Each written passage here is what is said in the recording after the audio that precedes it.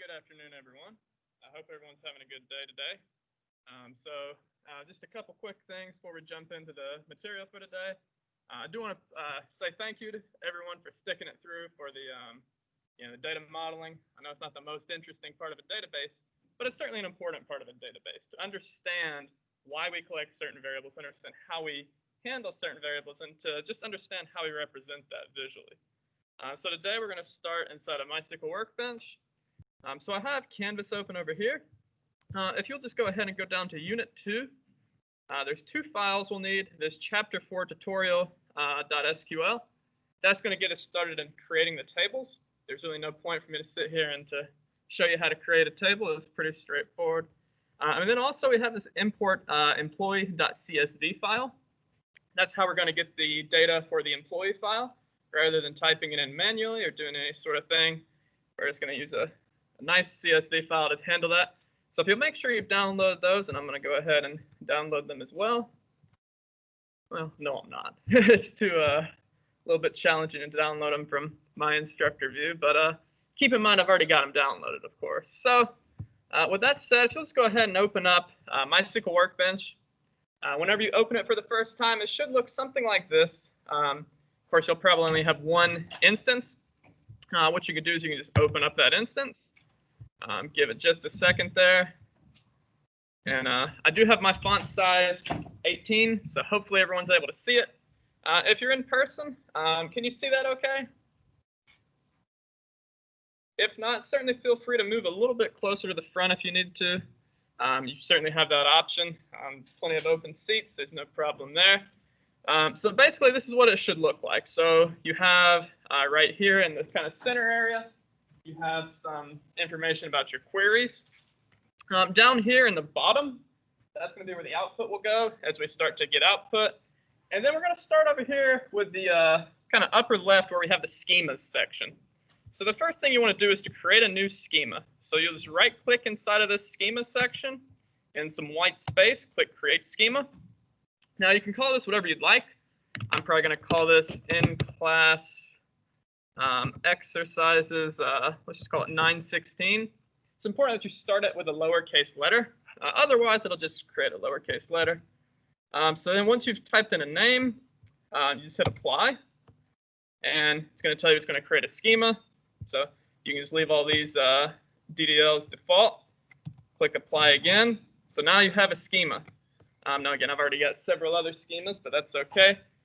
So what we're going to do is we're going to find the schema we just made. We're going to left-click on it one time. Go ahead and right-click on it and set this as default. Now, the reason we set it as default, it makes our lives a lot easier when we're building our queries to be able to just easily kind of, if we do a create statement or any statement we do, we don't have to specify which schema we're in because we just set it as default. So again, just to recap, you right-click on it, click Set as Default Schema. So did I lose anyone so far? Okay, so did you, when you opened up mySQL, did you go to the local instance? Let me go take a quick look, and it looks like we've got some people in the chat saying stuff as well. So again, so to create the schema, you just left-click inside of this, or right-click rather inside the schema section in some white space, and just click Create Schema. If it says it's not connected, make sure that you have the MySQL server running, and make sure that you have the correct password and stuff. Oh, so you got it. That's certainly good to go. And let me go take a quick look at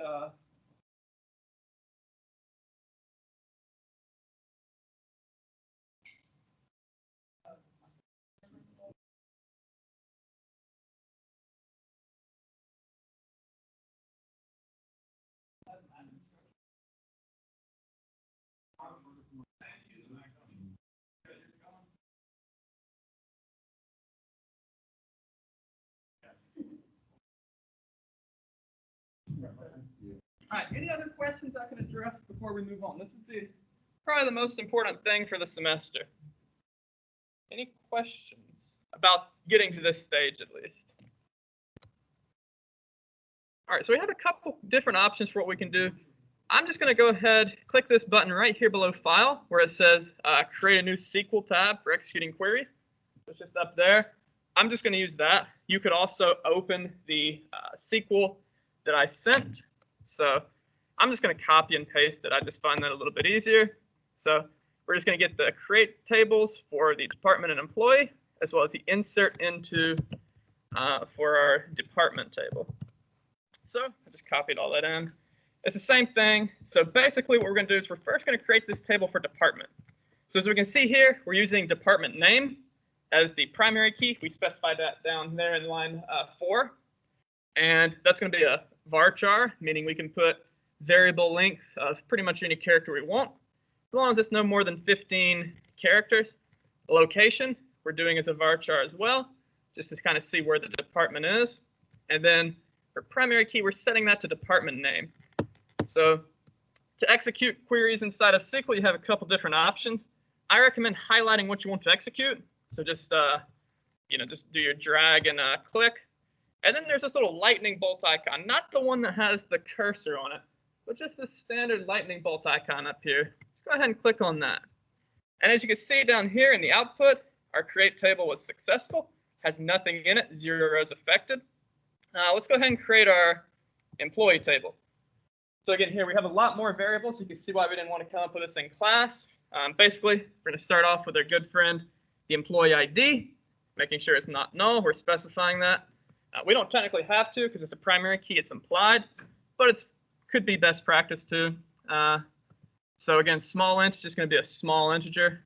You want to be careful of those. Make sure that you have SSN, phone, and zip code all as big ints inside of your file. So that's certainly a good thing to do. Yeah, so basically, we've got our first name, last name, social security number, phone, address line 1, address line 2, city, state, zip. And then we have department. And as you may guess, department is a foreign key coming from the department table. So it's just going to be the same as department name. You'll think back to earlier classes where I discussed you don't have to use the same name for your foreign keys. In fact, in some cases, it's preferred to not. So in this case, we're not going to. You could certainly call it department and it would work just fine. So what we're going to do for this, as you may guess, we're just going to grab this entire statement right here, and we're just going to run it. So just created the employee table. It's that simple. So yeah, basically now we're going to go ahead and insert these values in. So for this, we're not going to type an insert into statement for each individual record. We're instead going to use the values option and go ahead and do open and close parentheses followed by a comma for every record we want to insert. So if you'll see here, we're inserting 5 different departments at a time. And these are, of course, records. There are also instances of the department entity, however you want to refer to them. So again, we're specifying the order of the columns here. First, we're going to have department name. Second, we're going to have location. We could certainly only input the department name if we wanted to. In that case, this would say only department name. We're not going to do that, but we could. And in that case, we also wouldn't have anything but the department name inside the values. We could also do this in a different order. Lots of different options. So let's go ahead and just run this import statement. Okay, so I just imported these. Now I do want to make note of one thing here. So we have this escape character here. I mentioned earlier in the semester that this is the best practice is to use an escape character. You don't technically need it in this case because we're using double quotes for the character, not the character, but the set of characters. We're distinguishing that with double quotes. We could distinguish that with single quotes. I just think it's best practice to use double quotes consistently. And again, because we're using the double quotes, we can get away with using a single quote without the escape character. But let's go ahead and see what this does. So let's just make a simple select all. So we're going to do select, if I can still select. We're just going to get everything. So we're going to do select star from our department table. Let's just run this and make sure that everything looks okay. And as you would have guessed, we have, looks like 5 different departments. And we do have Oscars can and yeah, the counts castle are both there. So we're in a good spot as far as that's concerned. And it doesn't actually have the escape character. So we certainly want to keep that in mind as we go. Okay. So, we're not good, though, because we only have one table with any data inside of it. So let's go ahead and refresh our schema. There's an option in the upper right of schema where it has a refresh icon. Let's go ahead and click that. Now we can expand our tables. And we can see we have both of our tables here. We have department table and we have the employee table. So we want to put data inside the employees table. So there's a couple different ways we could do this. We could manually type stuff. So we could start typing 1, so on and so forth. That's going to take a long time. We don't want to do that. So instead, we're going to actually import that file that we just downloaded. So we're just going to click on this import icon right here. It's the second icon where it says export import. It's got kind of a folder with an up arrow on it, not the one that has the save icon. So now we're just going to go ahead and import that file. So we can just browse to where that file is. In my case, this is where my file is. Yours is probably going to be somewhere in your downloads folder. But it's just this import file, import employee. So it's a CSV. Okay, hit open. Hit next. Now, this is important. We've already created the table, so we don't need to create a new table. We're going to select the option here to use existing table. So we're just going to make sure we have it on employee table, and we're going to hit next. So, of course, we have all these different options here. Defaults should work just fine because it's in order inside this CSV file. So we're not going to run into any issues there. We're just going to go ahead and get everything nice and imported. By the way, these names, totally fictitious. Certainly may have no resemblance to reality. So it's important that we show logs to make sure everything works. And it looks like everything imported. Now the first row won't import because it thinks it's the header. So just keep that in mind. But that's not going to be a big problem. We'll have 19 records. That should be plenty to work with. So now you can see if we do select star from in class 916, which is, of course, the name of the schema dot the table name, which is employee. We run that. We can see we have this information imported. So that's all we're looking for at this stage. Let's go ahead and move back over to our file. So, basically from this point, we did import the department table first. Now, who can tell me why we would import the department table first?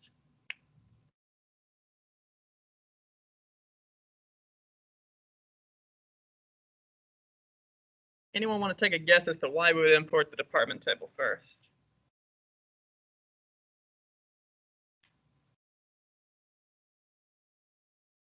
Okay, so it's a very important thing. If you look back up to the definition of where we describe the create statement, we have a foreign key inside the employee table.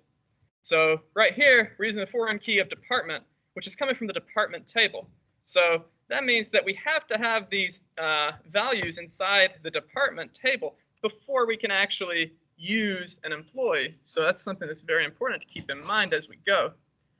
So basically what we want to do is we always want to make sure that whatever table we have, that we make sure we're fulfilling our referential constraints as we establish them. So basically, that's how we get our data in there. Any questions so far? I want to make sure that everyone's able to input data into a table.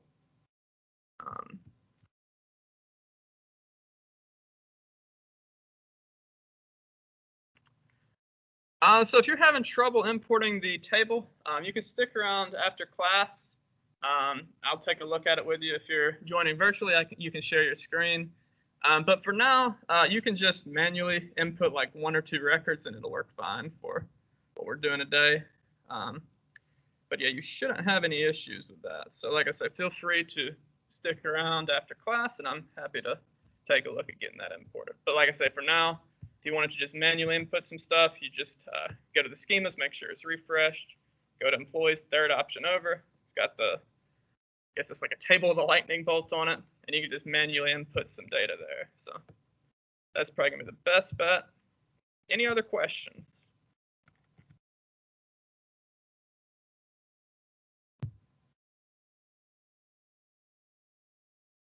Okay. Well, now let's go ahead and start showing how we can actually import and how we can actually manipulate some of this data. So the first thing, we've already shown the select star. That's the wildcard where we get everything. But we don't always want to have every single column whenever we're selecting our data. So what we may want to do is we may want to do something like select, let's just get the department name. So department name from department. Okay, and let's just run this and see what happens. So we just select it, and as you can see, we have the department names from our department table. So that works pretty well. We could do the same thing with the employee table. We could just do select. Maybe we want to have first name, last name, SSN. We're going to show everyone's SSN here. Of course, these are fictitious SSNs. So this is going to be from the employee table. And this is just going to output the first name, last name, and SSN that we have within inside of our table. So as you can see here, I'm actually going to make this just a little bit. We'll only be able to see a little bit at a time because the font is large enough to where we can see some of it. But we have our different employees listed here. So we have lots of different ones. We have the SSN. Now, who can tell me how we could go about, and maybe I don't want to have the first name first. Maybe I want to sort by the last name first. So I want to have the last name first. How would I do that? So we're going to do a select statement for that. Well, select we would. So if I want to output the last name as the first column, what do I do?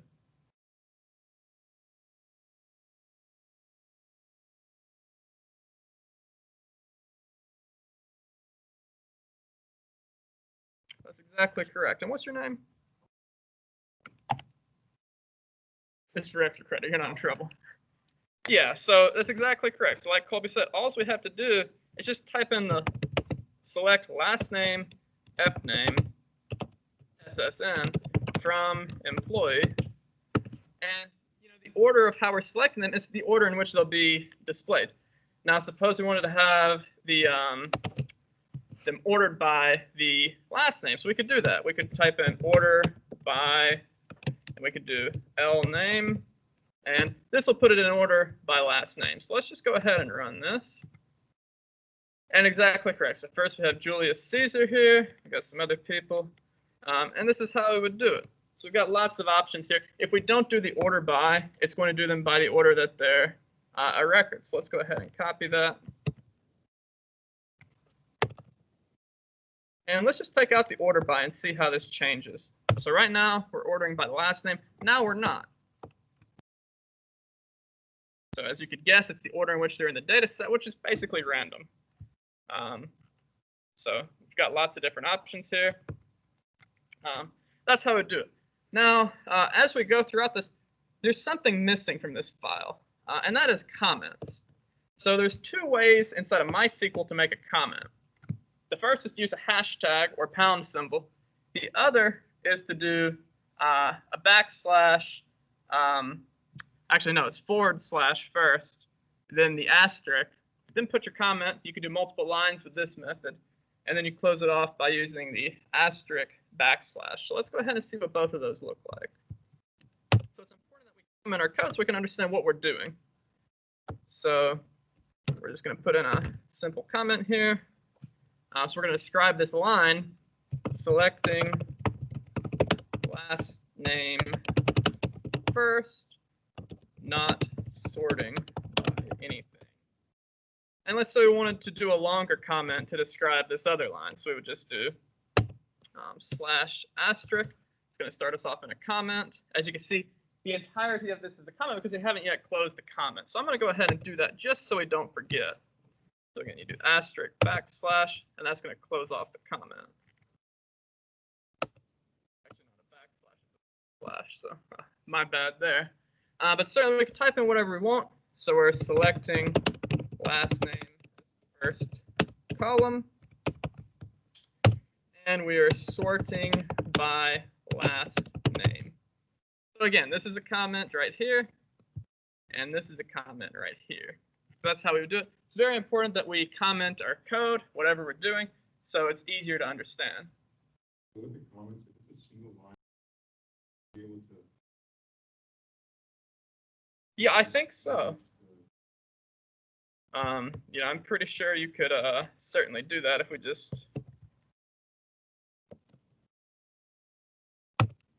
That'll work. But you know, if you're doing a single line comment, it's probably a lot easier just to type the hashtag.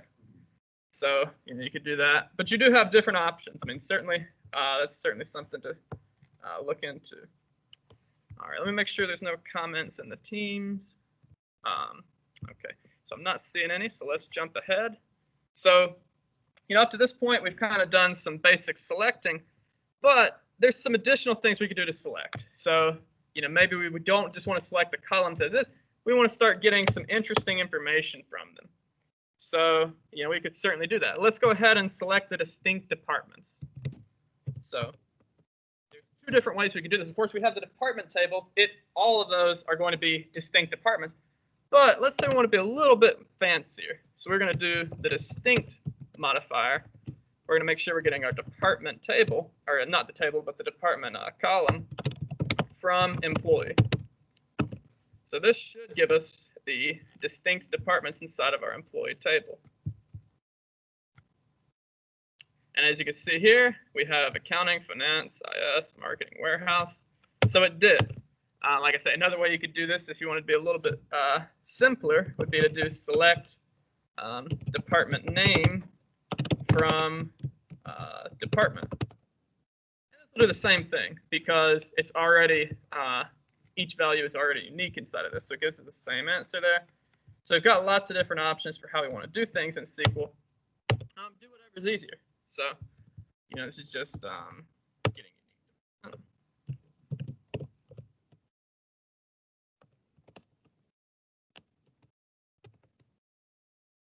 Okay. So everyone understand how we went about that?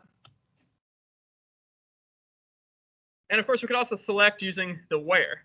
So let's go ahead and see some examples of this. We're just going to get the select first name. Oops, gotta make sure you fill the column correctly. Last name. And let's do SSN here. We're going to get these from the employee table. So we want to make sure we put that in. And lastly, we're going to do where the SSN is. Let's start off with greater than 5 million.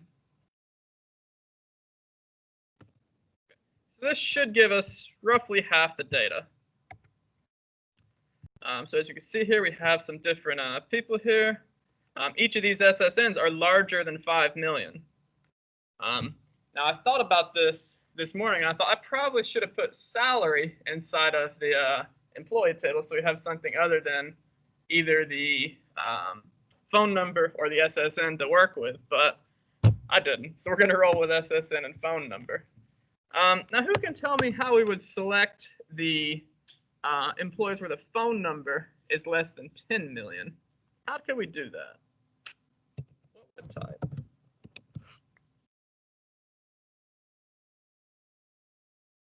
So we definitely want the first name and the last name. Probably also good to get the phone in this case from employee. Now what's the condition going to be?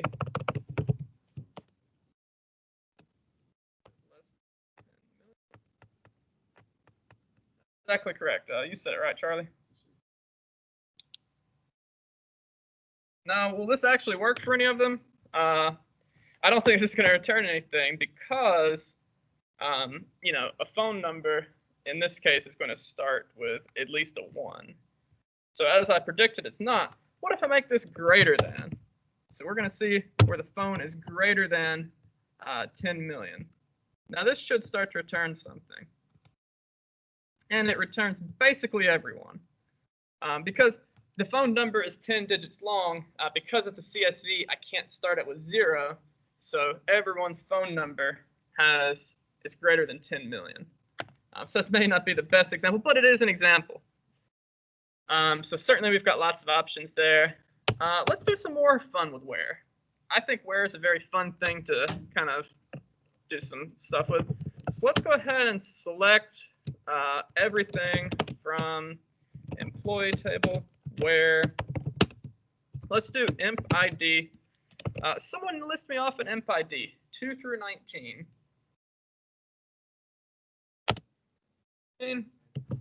All right, let's run it.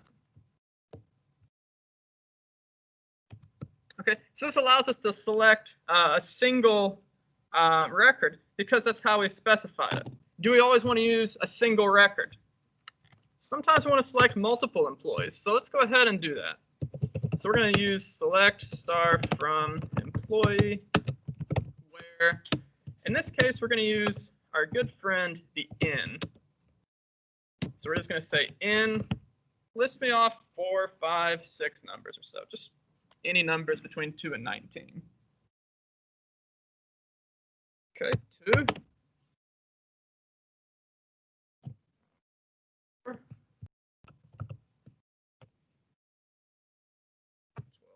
Okay. Couple more, couple less, doesn't matter. 16 and 17, that's probably enough. So basically what this is doing is this is saying if we have the employee ID of any of these values, it should return all of the information because we selected star. So let's go ahead and run this. Charlie, you got a question? Yes. Within, if you submit like a number that's out of the range you're wanting to include, would it just cause an error or just not? I believe that it's not going to give that value to us. If I did 25, we don't have an employee ID 25.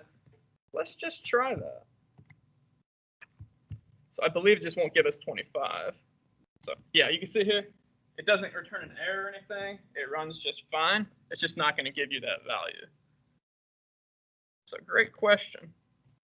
All right, any other questions up to this point? Well, what if these employees were actually the bad employees and I wanted to get the good employees? Again, I'm completely making this up. I'm just saying, what if I wanted to get the employees who are not these numbers? How could I do that? There's a really easy way to do it. Anyone remember what it is?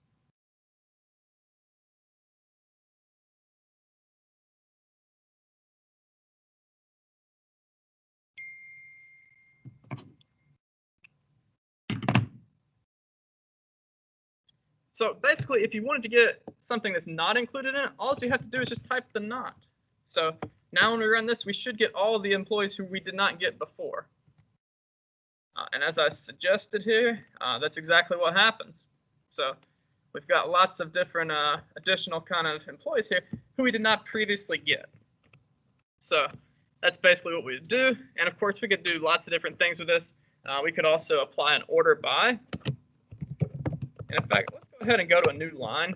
So by the way, you may notice most of my queries up to this point have been single line queries. You could just hit enter, and as long as you have it, as long as you still keep the semicolon in, it'll know when to stop. So let's go ahead and order by. And what do we want to order by? Should we order by first name or last name? There's no right or wrong answer here. Okay, last name, we can certainly do that. So as you can see here, we've got our names ordered by last name. So certainly something we can do. What if we want to put the other last names first, the ones that start with Z? What if we wanted those to be first? We wanted to go in a different order than this. How can we do that?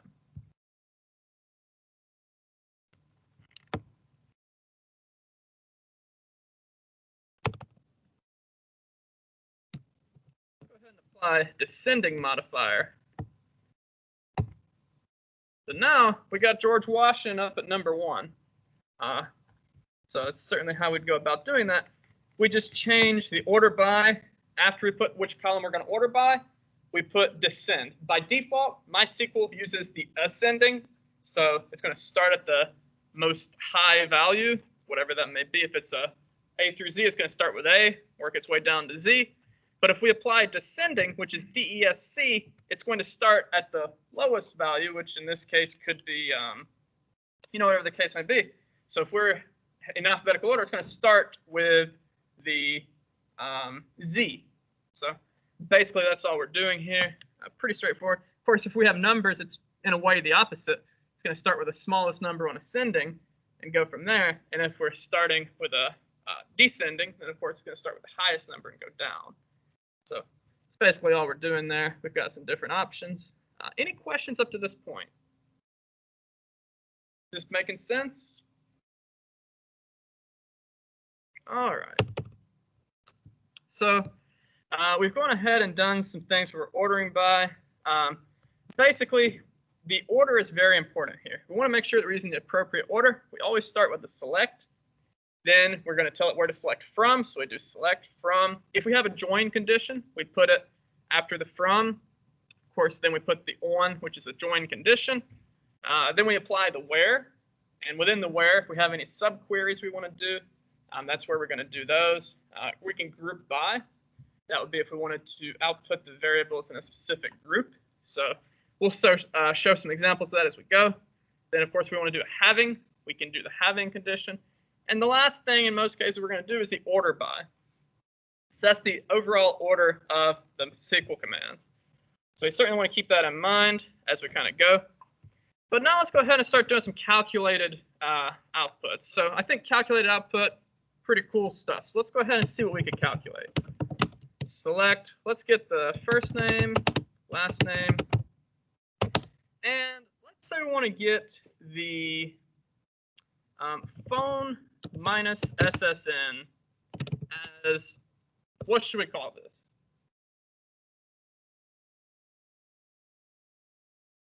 We can call it anything in the world. ID2, okay, that's certainly something we could call it. So again, we want to get this. Of course, we're going to get this from employee where, or do we want to even apply a where condition? Let's not for the time being. So let's go ahead and see what this does. Okay, so as you can see, it takes the, and now we could actually apply some additional stuff. Let's say we don't just want to get the value. Let's say we want to get the phone and the SSN. Also, the phone minus SSN as ID2. So we're casting that value within inside of our query. Pretty cool stuff to be able to do that. Certainly not something you can always do.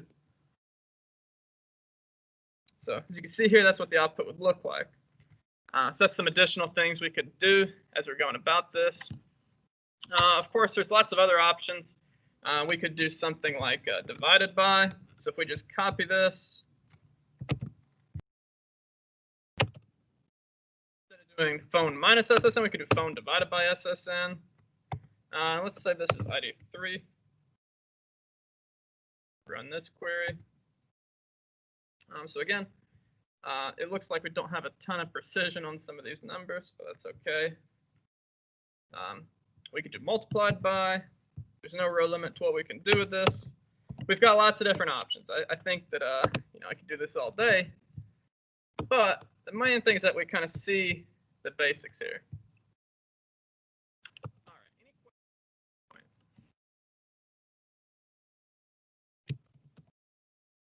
So we could also get the average of the phone numbers. Now, why would we want to do this? That beats me, but we could.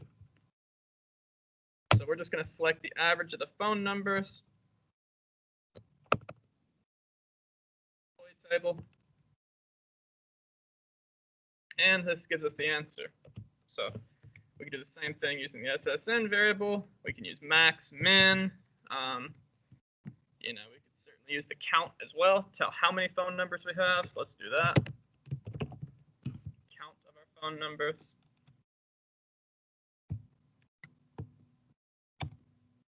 And we have 19 because we have 19 records. So if we did something a little bit more interesting, let's do address line 2. We should actually see fewer than 19. Well, we don't, but that's because the null values are counting. So we could certainly apply a condition where it's not counting those, but for now, we're just going to move on. So we're going to do a little bit of stuff with regular expression. So the three main things that's important to know with regular expression are containing. It's going to be the beginning and the end. So let's just go ahead and do select star from employee.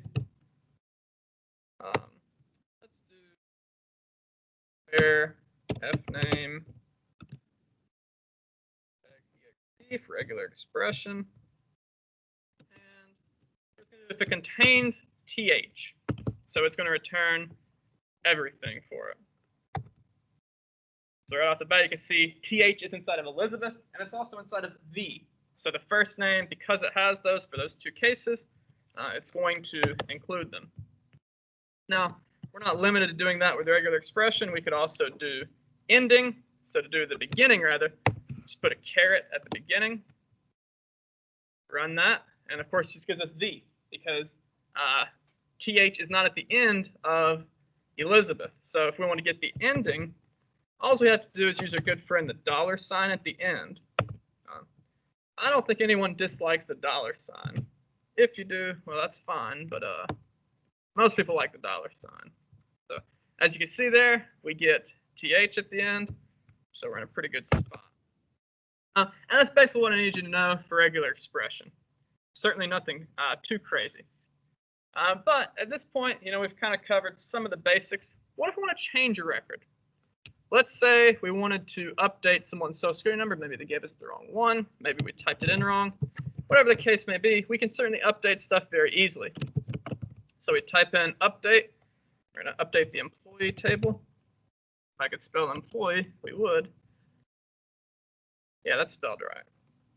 So we're going to do set. And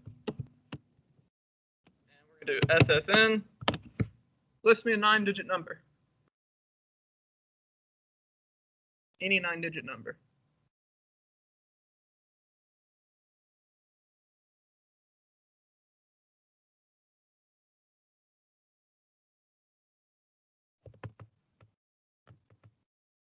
Something we could set. Now, we don't want to end it right here, because if we do, it's going to set everyone's social security number to 0. That's not what we want. So we want to make sure to put a where imp ID. Who did we put in wrong? Someone list me off 2 through 19. One number. 13. Okay. So let's just run this. And let's make sure we ran it properly. So let's go ahead and do select star. Whoops, not typing star. Employee where imp ID equals 13. So let's just make sure that we've got the social security number set to all zeros. And look at that, we do. So certainly that's what we want to do. And because it's stored as an integer and not a character, it's only going to show 1 0 because it's getting the true value of it. So certainly keep that in mind as we go. But that's pretty much what we want to know. But we're not quite done yet. Let's start moving into some chapter 4 concepts. So I've got about 12 minutes left. So basically, we're going to do join statements now. So in this case, we're going to select the department and department.location. And this is going to be from, let's also get the sum of SSNs. Why not? Because this is going to give us the sum of the social security numbers with a given department. So let's go ahead and do that. We're going to do from employee join department one. And of course, this is where it gets a little bit complicated, but not too bad. It's just going to be employee, because we're starting with the employee table. So employee.department equals department.department name. Okay, and we're still not quite done because we want to group by department.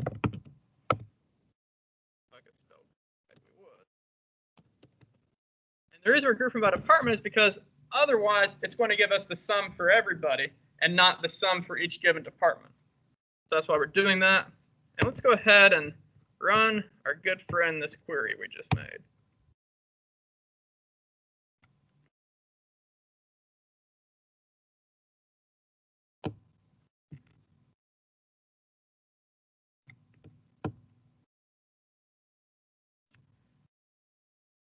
Okay. Oh, I misspelled location. Yeah, spelling's important, especially inside of SQL.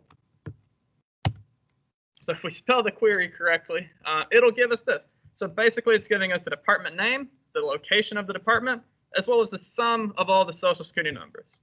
So let's go ahead and see some information about how many of the different queries, basically how many of the departments we have. So we may not actually care about each and every department. Let's go ahead and see how many employees each department has. So we'll just do select department and count of department as employees from the employee table. And again, we're going to group by department. And this will give us a nice table of how many employees belong to each department. So when we run this, we can see accounting has 4 employees, finance has 5, IS has 3, marketing has 6, warehouse has marketing has 1. You get the point. So imagine we didn't want to have each and every table included. We could just add a having condition after the group by. So we could do having count star, and this is saying count for the group by condition. We make the condition greater than 1, greater than 3. Who do we want to exclude?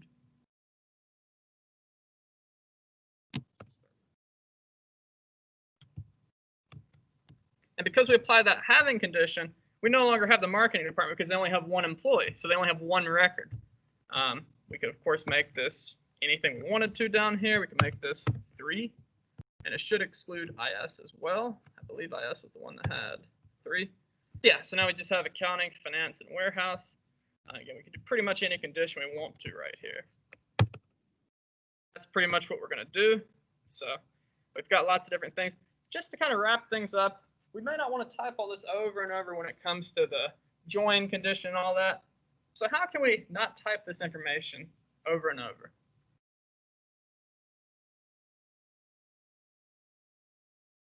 Starts with a V. That's a V as in Victor.